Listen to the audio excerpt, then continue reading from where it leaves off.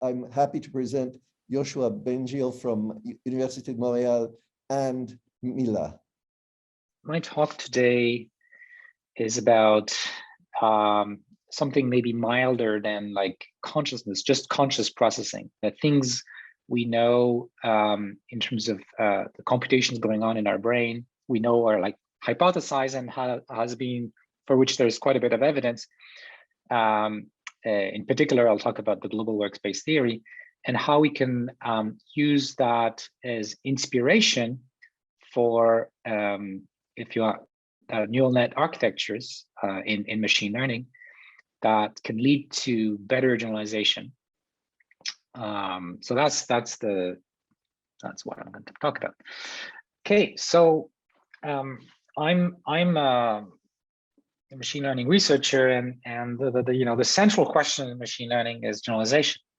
How do learning agents manage to generalize, and what are the current limitations of our approaches that we use these days?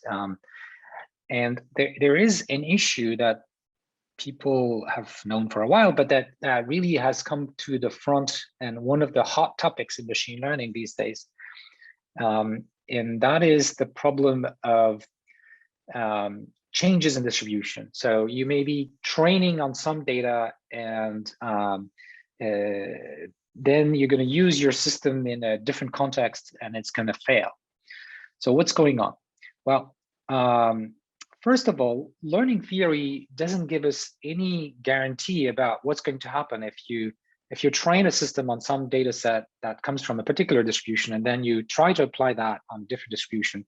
I mean, it could be arbitrarily different from the training distribution. So, you know, what can you say? It seems intractable. And so that's the reason why people mostly have kind of ignored this, but in practice, it comes up quite a bit because they're non-stationaries, like things change in the world. Maybe your training data comes from some country, and then you would like to use it your system in another country. And we know humans are quite good at this sort of dealing with this sort of changes, which is going to be the big theme of my presentation. So one way to think about how we could even possibly generalize, and how humans might be able to do that when the world changes, under your feet, is that there must be something in common between the new distribution and the old distribution, the one we use to train and the one on which we're going to be tested. So that's the kind of question I'm going to be asking, and you can think in a way of like knowledge that you put in books and we communicate with each other. Attempts to be something that is universal, like it doesn't change with time. Like you think about laws of physics, hopefully they don't change as we move forward, right?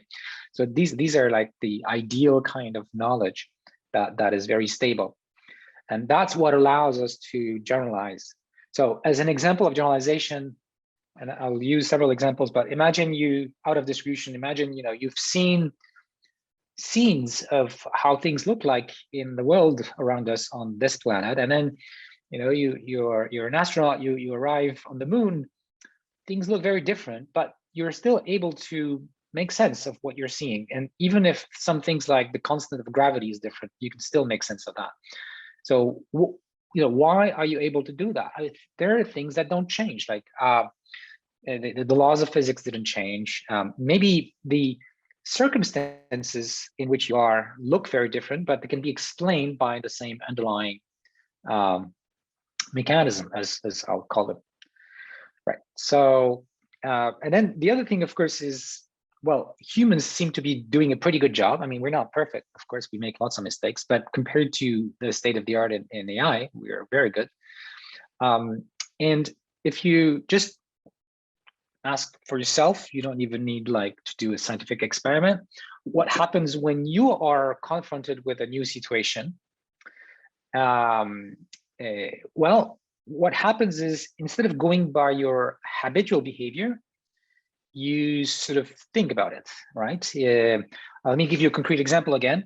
Let's say you're you're used to drive at home in your home city, and you go for a vacation in a different country where the traffic laws are different. Maybe one has to drive on the left versus the right. So initially, when you get in that country and you start driving, you really need to pay attention to what's going on, because if you just go by your habits, you'll probably make an accident.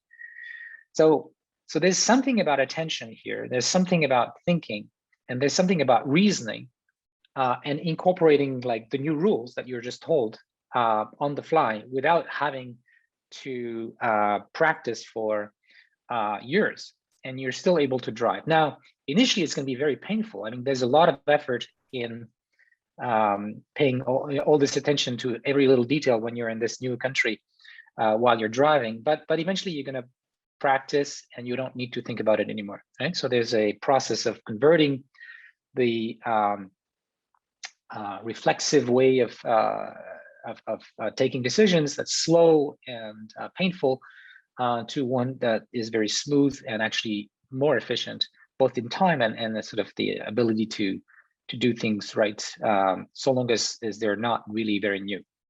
So that, to me, talks about the system 1, system 2 division, right? So this is something that was that's been there for a long time in psychology, and I like very much Dan Kahneman's book, Thinking Fast and Slow. So I'm going to use that as an inspiration. Roughly speaking, again, taking your the example of driving, you have driving in your home city, and somebody can be talking to you at the same time. You don't need to think about what you're doing. You kind of know what to do. The computations that are going on there are intuitive. In other words, you're not conscious of all the details of what's the reasoning behind why you decide this or that.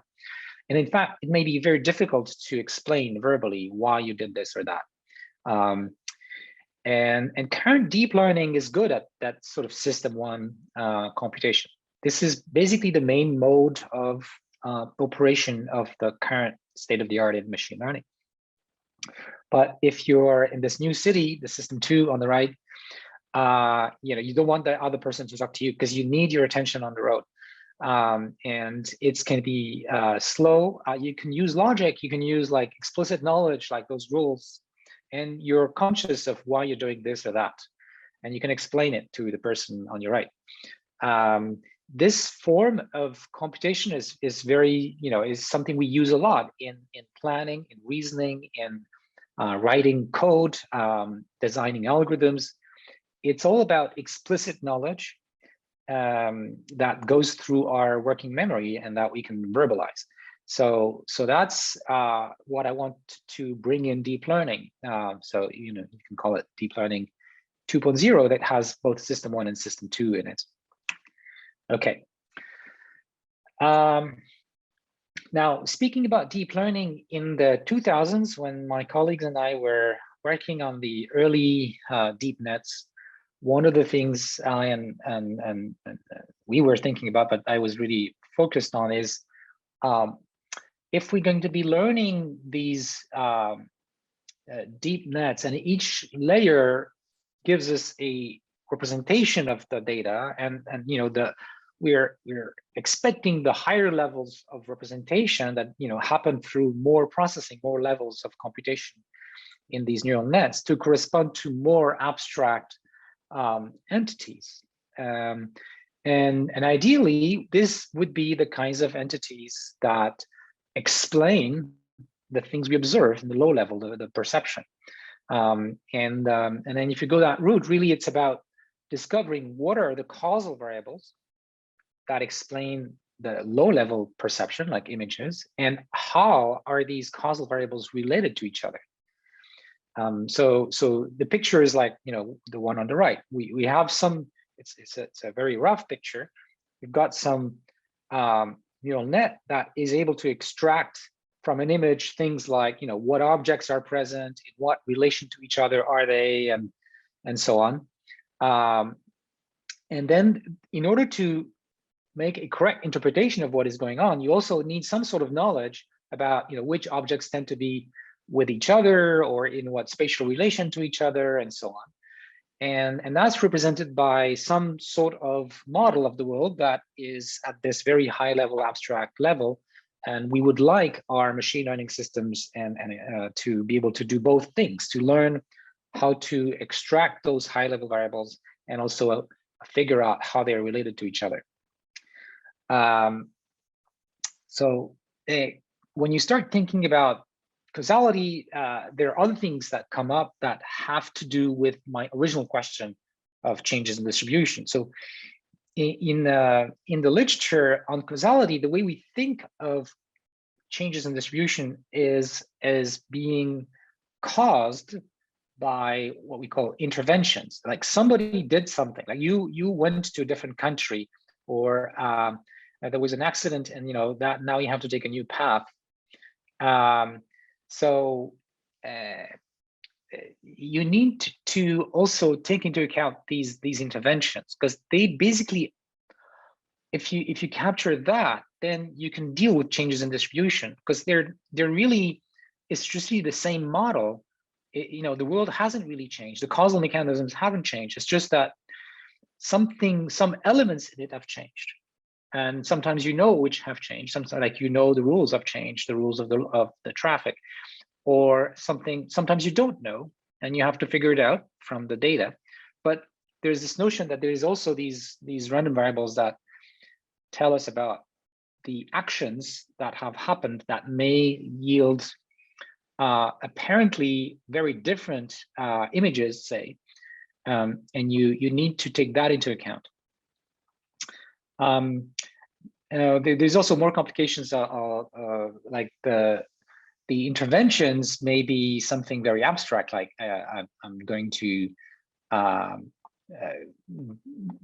go to a different city, but to implement these interventions, I may need to learn a low-level policy, like how to move my muscles, like there's the whole motor control. So there's really abstract actions as well as low-level actions, in the same way somehow that there are like high-level perceived entities as well as low-level things like pixels. Okay. So one way to think about how a causal understanding could help a human make sense of the world, let's go back, for example, to my going to the moon scenario. So there, the laws of physics are the same, but things look very different. Why is it that they look very different? Well, one way to think about it from a physical perspective is, even though the laws of physics are the same, the way things are organized on the moon, like the conditions, how there's no atmosphere and whatever, and the gravity is different. So the conditions are different, and because of that, even though we apply the same mechanisms, we get different observed data, and the distribution, more importantly, the distribution of these observations may be very different. So one way to think about this is when we learn about a distribution, instead of just focusing on, okay, we're going to model the data, if we can factor that knowledge about the distribution into the things that don't change, like the laws of physics, the causal mechanisms, and the thing that may change, like actually, the gravity constants can change. If we can factor these, then we are in a good position as a learner to face those changes in distribution, because now we don't need to relearn all the stable stuff, the mechanisms. We only need to make inferences about those maybe initial conditions or things that have changed. All right, so let's go back to humans a little bit. For most of my presentation. So if you follow the ideas about system 1 and system 2, we can think of it like you have knowledge at both levels, right? We have like system 2 knowledge and system 1 knowledge. So system 1 knowledge is you know how to drive, but you can't explain it, but you do a pretty good job. And system 2 knowledge might be things like the the traffic rules and, you know, kind of in a way that's explainable to other people, how you should behave on the road and things like that. So these are two different kinds of knowledge. And where this could become interesting for a learner, like a human and future AIs, is that these two kinds of knowledge may be obey different constraints. So in particular, the system 2 stuff, the stuff that is verbalizable, well, if it's verbalizable, that's a very strong constraint. Like, you know, you make sentences, they involve very few words. That's very different from the kind of knowledge you have when you recognize a cat from an image, where you're taking 1 million pixels and combining that in order to come up with some decision. Whereas these high-level things like sentences, they involve just a few words. So there's a notion of sparsity that I'll come back to. So there are assumptions about how the random variables are related to each other that may be very different at the system 2 level than the system 1 level. So you know, why would that be evolutionary interesting? Well, if some aspects of the world are in a way simpler because they have, for example, these sparsity properties, then and other aspects don't, then it would make sense for evolution to figure out a way to discover how the world works that separates the things that are kind of simpler, the things you can verbalize, from the things that are, well, not easy to verbalize. And so you can exploit, at least at the level of system 2, you can exploit those inductive biases, so these assumptions. In other words, it's an interesting way to deal with the problem of inductive biases. So biases could be good or bad. Like if a learner assumes things and they are wrong, then the bias becomes a problem and you make mistakes. But if the bias is roughly right, then it makes learning easier. In fact, could be exponentially easier. It could be way easier if you have the right biases. And so, yeah, so it makes sense for a learner to sort of separate the part of his knowledge that has some biases that really make learning much easier. And in fact, we can learn at this top level, we can learn very easily. You just tell me a new rule and I can just memorize it right away. Whereas my habitual thing, I need like millions of examples, well, maybe thousands. Okay, so now I'm going to try to go in a little bit greater depth in so what these inductive biases, these assumptions about the world at the system 2 level could be. And mostly we can sort of read them off by looking at how we communicate information with each other through language. So the first one is the one I already mentioned, that the statistical dependencies between those high-level variables are sparse. In other words, I can predict a abstract quantity like the position of the ball from very few other abstract quantities like the previous position and whether I drop the ball or not. And so, for example, if I say if I drop the ball, it will fall on the ground. What's going on really is I'm representing information about this video of balls falling or whatever at a high level where the dependencies can be summarized with very, very few variables. And that's a very strong constraint. Like you can't do that on pixels. Like if you try to predict one pixel given 3 other pixels, your prediction will suck. It will be very bad, right? So it's a property that only works for these high-level variables. So that's maybe one of the most important things to realize from my talk. And then if you're doing machine learning or if you're trying to understand how humans might take advantage of things like that, this is really a property you want to exploit. And in fact, I'll try to argue that this property is consistent with and maybe even sort of a consequence from the point of view of evolution of the global workspace theory. So in other words, having a bottleneck of communication, your working memory, like 5 or 7 things or whatever that you can hold in your mind, it enforces sparsity, because if I can only hold 5 things in my mind, then the only kind of dependencies I can represent are between at most 5 things. I can have many such little dependencies, all of the rules I know about the world that are verbalizable, but each of them is very simple, involves very few variables. And having this bottleneck of communication between different parts of the brain kind of enforces it. At least that's my claim. But you can have there are other things you can deduce just by looking at language, natural language. For example, the words in language, many of them seem to have to do they're not just like abstract, they're also causal. So if you look at typical sentences, it tells you about what caused what, who did it, why, what were the things that happened, the interventions, the agents or the entities that are causing interventions. So subjects, for example, and objects in the sentence typically would be the effects of some action that's given by a verb. So there seems to be a lot in what we say that has to do with that causal understanding of the world.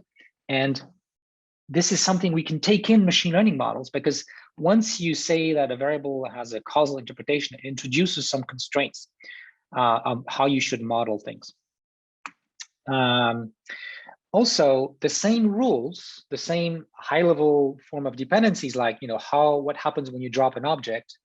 Here it was about a ball, but I could use the same rule and apply it to other objects, right? So there's a very powerful prior here, a very powerful bias that says we have these generic causal mechanisms, like what happens when I drop something, and they can be applied, they can be reused all over the place, wherever they're relevant.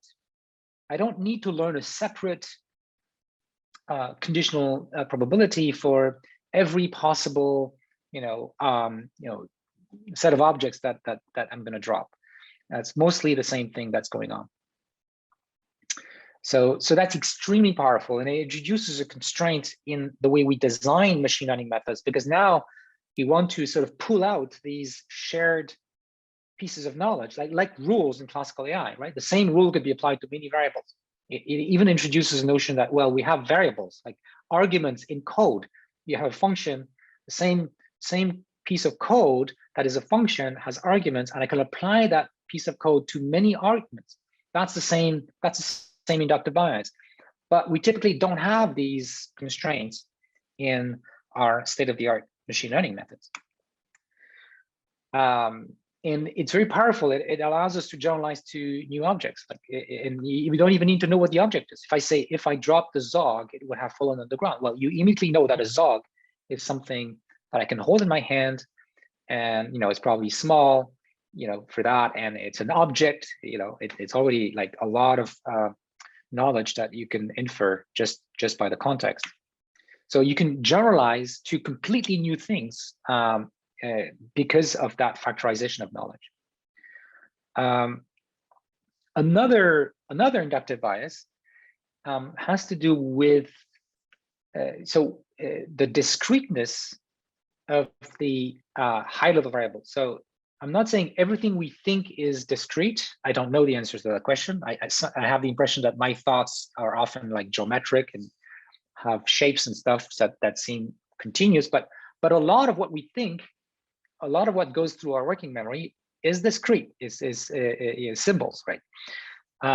So symbolic AI, of course, has kind of exploited that. But what happens when you say that in the global workspace theory, you have different parts of the brain, different experts that are communicating through the working memory.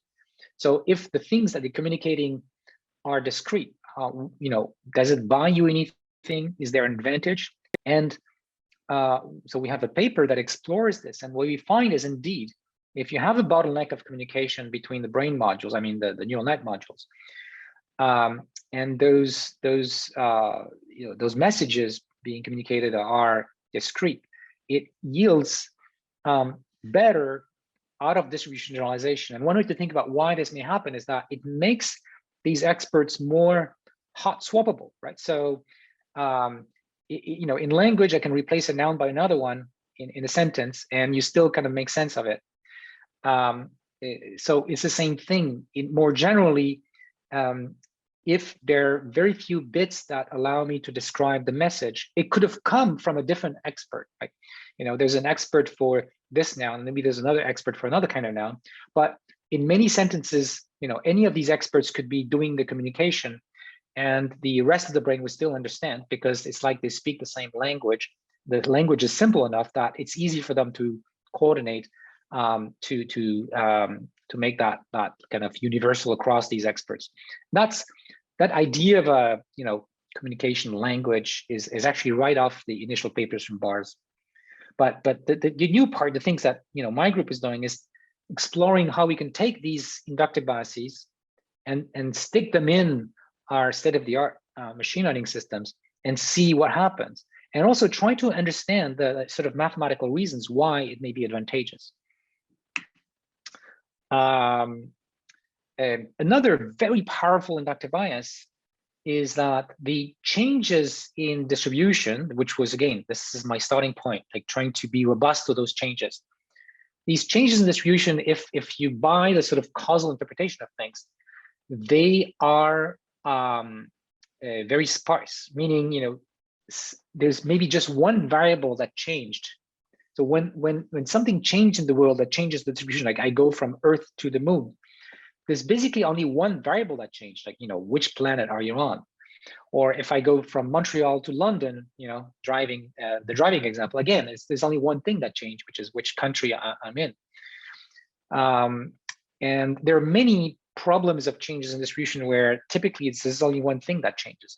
And the reason is the changes happen because an agent did something, and the agent can only influence a few things, and then of course there could be side effects, but the initial intervention could be very localized, and that's going to make learning and adaptation to these changes in distribution much easier, because I only need to figure out, well, what was the change, and if the change is only about one variable, I need to just figure out what is the variable and what was the change. Whereas if it could be anything that changed, as like many things could change at the same time, I basically need to relearn my neural net for going from Montreal to London.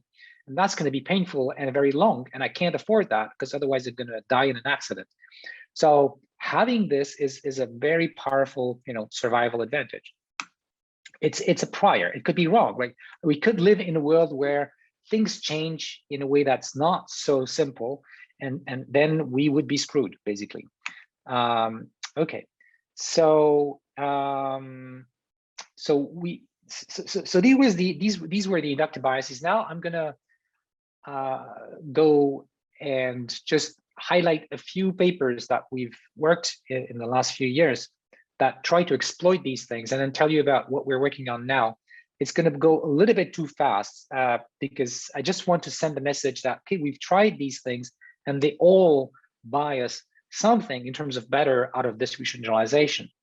So the first paper we did in 2019, and then it was followed up by other papers, was about this locality of intervention. So if you assume that the change due to an intervention, the change due to when there's a change in distribution, you can like pinpoint it to just one little part of your model, then you can get faster adaptation. And we come up both with a sort of rational why this would make sense mathematically, and simulations that show that it works.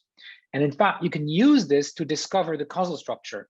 In other words, to figure out whether A causes B versus B causes A, because one of them is going to have the change happening in only one of these parameters, whereas if you have the wrong causal graph, the wrong causal direction, then you're going to need to change more things. So it really hangs on the assumption that the changes are localized. If they weren't, then this would be useless as an inductive bias. In fact, it could hurt. But because typically in the world, this is how we think is going on, it's actually an evolutionary advantage. Oh yeah, this was published at the ICLR 2020. It called a meta transfer objective for learning to disentangle causal mechanisms. And then, other papers I'm not going to talk about followed up on that. A more recent paper, sorry, the graph is not very good, but what matters is the stuff we can read here. if an agent is going to learn like the causal structure, just like in the papers I mentioned, there are two scenarios you can think of. Like, one is the agent is passively observing those changes in distribution and trying to recover from them. I mean, to adapt to those changes. So that's what I was talking about. Or the agent could be like a child that is actively trying things, is actively changing things in the world, actively doing interventions, and then seeing what the outcomes are.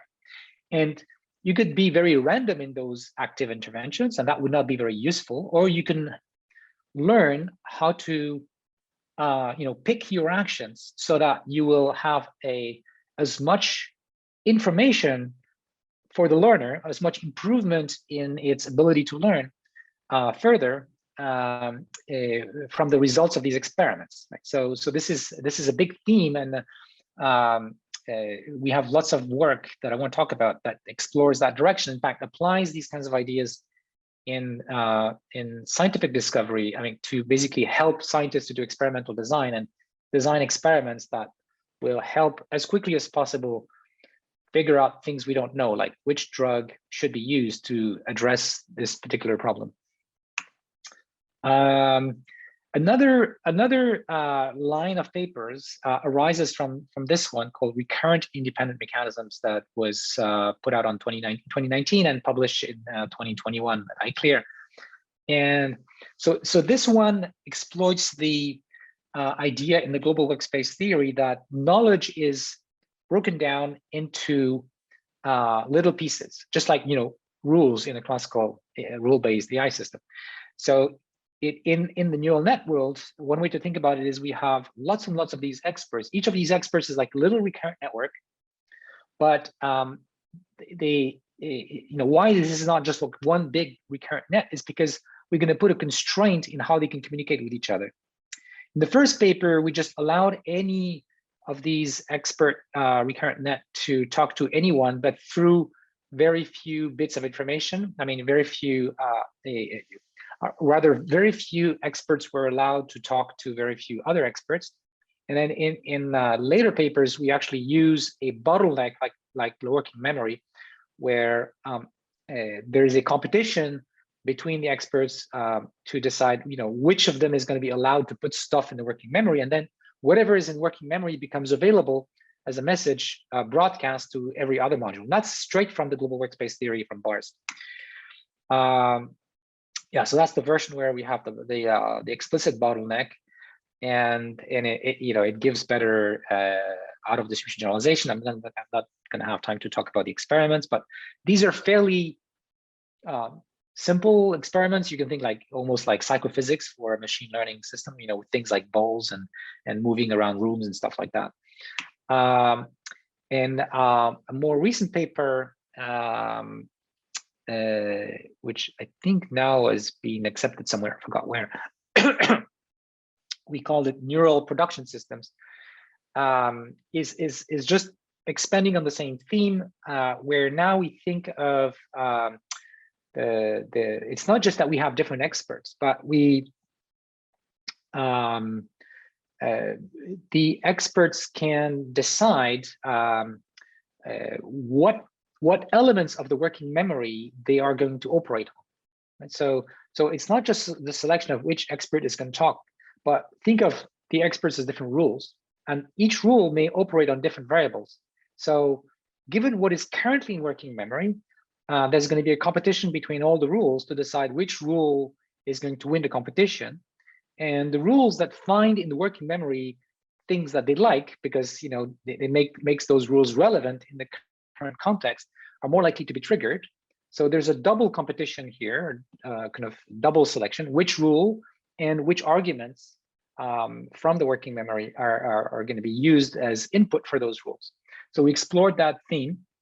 In all of that line of work, it's all the standard differentiable end-to-end triannual nets. It's just that we introduce these particular architectural structures, and we use, for these competitions, for example, we use what's called soft attention, something that my group introduced in 2014, and that has really transformed natural language processing with neural nets and become the state of the art in neural nets, where there's these competitions, but they're soft competitions. So it's not like actually there's only one winner. You have like several winners, and they win to different degrees, and then you're able to propagate gradients through these choices. And so all of these things are trained by backprop and all that.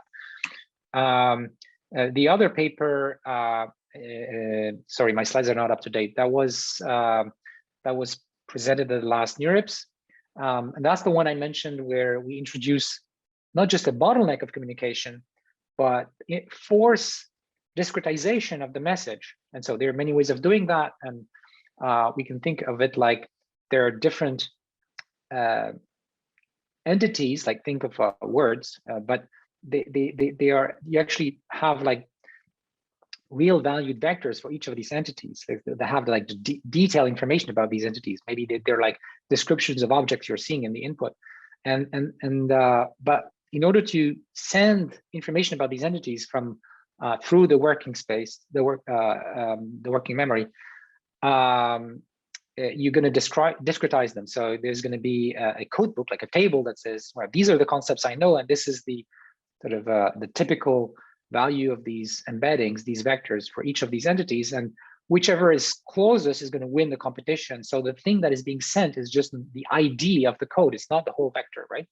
It's just a symbol. So the modules communicate with each other through these symbols. And again, we see improvements on various tasks that people have been putting up for out of distribution generalization testing. All right. Now let me move on. So this were things that we've done. And now let me tell you about things we're currently doing and where we're going in more or less the next 10 minutes. So where we want to go is extend this work to neural nets that can do, as I said, both system 1 and system 2, and that means they can reason, they can plan, and I'm going to argue that there's a way to do this in which the system 1 neural nets are used to generate candidates, which you can think of as thoughts, for explaining what we're seeing or solutions to a problem you're trying to solve.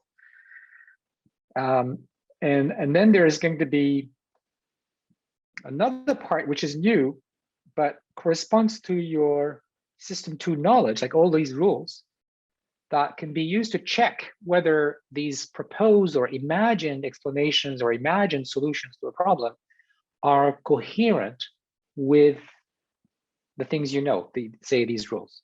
So we now are going to be thinking about two representations of the same knowledge. One that is something that allows you to take decisions quickly and propose the solutions, and maybe you can just directly act on them. That's like you have an intuition and you just act on it. Or you have a different kind of knowledge that can check whether these intuitive generated solutions to a problem or explanations make sense. But you have to stop a little bit, right? And before you act, kind of think about your own thoughts, like let them resonate to see if they make sense with the other things you know. And if they don't, then you might not act on it, and you allow something else to be generated, another possible solution. So this is the kind of scheme that I'm going to propose for neural nets that can learn to reason and plan. And the things that are generated, that are little pieces of information, that's what goes through the working memory. It's very small at each time step, and so it's still with the same kind of inductive biases I've been talking about. And the role of attention here is to select what are the pieces that go into working memory. It hasn't changed, but it's going to be hard attention. So what we mean by hard attention is there's going to be a discrete choice, because we know again from cognitive neuroscience that you don't really have in your thoughts a soft mixture of or a number of different explanations. Like, the Necker cube is either one way or the other in your mind. of course, you can flip from one to the other, but it's not like you're seeing simultaneously all of the possible interpretations. You see one at a time. So there's like a hard decision, maybe stochastic, that is made at each time step about that, you know, where attention is, what attention is selecting. So that's different from what I've been talking about, because now we can't just do this end-to-end training with differentiable stuff, because we're going to have these discrete choices and these stochastic discrete choices in the middle. Okay. Oh, I forgot this. I should have put this slide before.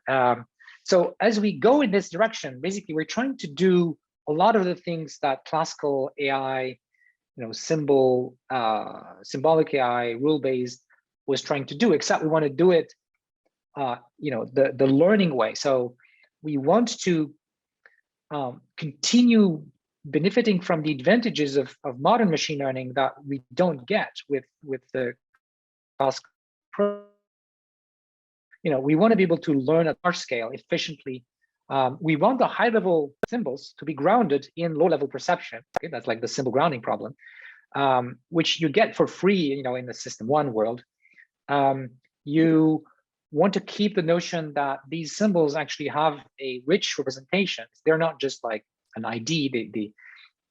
They're also represented by these vectors that, like what I've talked about up to now. All of the discreteness is associated with also these rich embedding vectors, which are very common in modern like deep neural nets. Also, we're going to be able to come up with answers very quickly. So we don't need to do the typical search that you have in classical AI. Okay, so which rule should I apply in which order and which rules? And, you know, there's an exponential search problem in a typical classical AI. We don't want to do that. I mean, humans don't do that. We don't spend like, you know, a million thoughts to decide what to do next. We are able to come up quickly with good candidates. That was what I was talking about in the previous slide, and potentially check them and improve them. But we don't need to try in our mind a million things like currently is going on. If you know the classical search-based chess or Go playing, whereas the you know, deep learning, deep RL way of doing Go and chess this day, which works a lot better, is you're also learning this, training this System 1 thing that proposes, you know, do this or do that, and then you can use something that looks a little bit like thought to verify that it works, but you can have a very fast, efficient search. And of course, you also want to be able to handle uncertainty, you know, be probabilistic about what you're doing, which is, it can be done also in the sort of symbol world, but typically leads to intractable computations. Right, so we want to keep all these nice features from the current deep learning, but we want to bring in all the advantages that we see in the classical AI world, like the fact that knowledge is broken down into these small pieces that can be exchanged, that can be composed in order to form, you know, answers to questions and solutions to problems, and that leads to systematic generalization, right? So you can see a new sentence you've never seen, but because you understand the words, you understand how the words combine, you can make sense of it right away. And it may be harder, you know, even with the biggest amazing language models that we have, like GPT-3, sometimes it makes really stupid mistakes that any bit of, you know, a little bit of reasoning would have avoided, but they don't reason. They're like just System 1. Based on a lot of examples, they kind of know typically what to do in different circumstances, but there is no reasoning step. And of course, as I mentioned, once you do this separation between the sort of generic rules and how they're going to be applied, that introduces notions of indirection and variables and instances and references and stuff that we have in programming and in classical AI. Okay, the last 5 minutes, I'm going to tell you about a new research direction that gets me super excited, that we started less than a year ago in my group called GFLOWNETS, for generative flow networks. And we had a first paper at NeurIPS this last NeurIPS. And it's a tool for training neural nets to do the kinds of things you want to do if you want to reason probabilistically. And the goal is to develop this to implement all of the inductive biases I talked about and potentially more.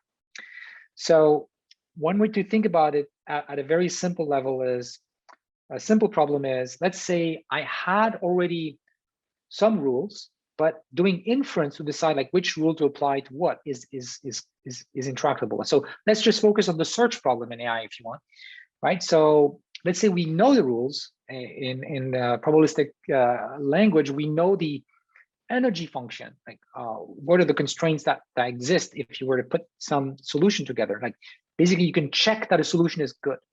How do you train a neural net that's going to produce good answers, like answers that are consistent with that energy function, that's consistent with those constraints, with those rules? So that's like the neural net in our brain that generates thoughts. And it's like a generative model because it's not always the same thing. It seems a bit stochastic. And those thoughts are also sequential, right? So like they're made of little pieces, one after the other. And I'm going to formalize that as, the set of recent thoughts I'm going to think of as a graph, or more precisely a hypergraph. And that graph has hyper edges, where they're like a generalization of edges that link multiple concepts together. So like if you want, subject, verb, object is like a little piece of graph that says, well, there are these three words, they're connected to each other, and there's like a typical way to see whether they make sense. That's my rule about, how can use this verb, for example. And the edge in the graph says we are actually applying this rule to these triplet of words. And we can check whether it's good, but we also need to be able to generate answers to questions like maybe, this is part of a bigger sentence and we want to know which rule was applied to explain that sentence, which would be like parsing. So in this picture, they like in what I talked about, the knowledge about like these rules, the knowledge is broken down into these pieces, like these rules and facts, basically, and the thoughts, the accumulation of recent thoughts form a composition of these rules. Think of it like an explanation, and that explanation you can think of as a graph. And these graphs are sampled, so they are stochastic graphs. Like even because of ambiguity or because of lack of knowledge, when I see something, there are potentially multiple plausible explanations. So I need machinery, a neural net, that's going to be able to sample from those plausible explanations. So that's what I'm going to tell you about. And so those GFLOWNETs allow you to do that. And more generally, if you think of those graphs, you can think of them as sets of edges, right? So we need a neural net that's going to propose one element to add to the set, one at a time, like sequentially. And then given a scoring function, which is like how consistent is a potential candidate, a potential graph with the rules that I know, I'd like to change my learner, my generative model, so that it tends to sample things that are more coherent with what I know more often. And so this is what GFLOWNETs do, and like I won't have the time to go into details of this. I prepared more slides than make sense, but just to try to make a picture of what would be going on is you have all of these modules.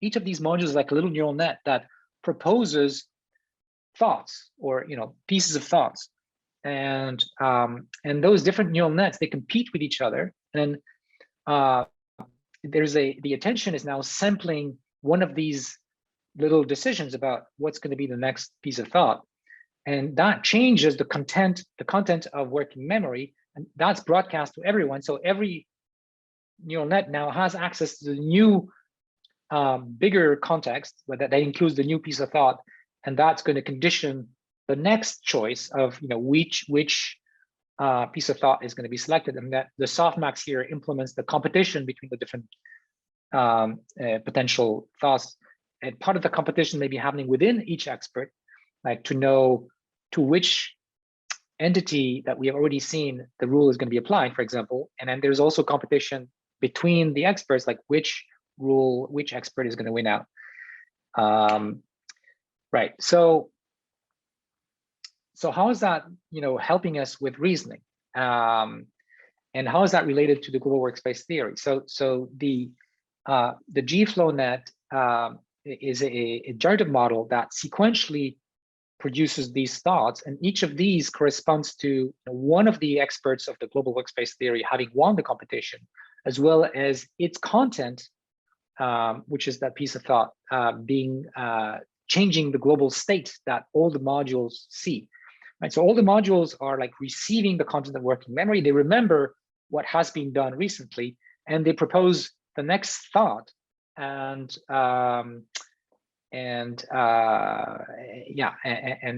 So now what's cool is that we have a way to train these neural nets,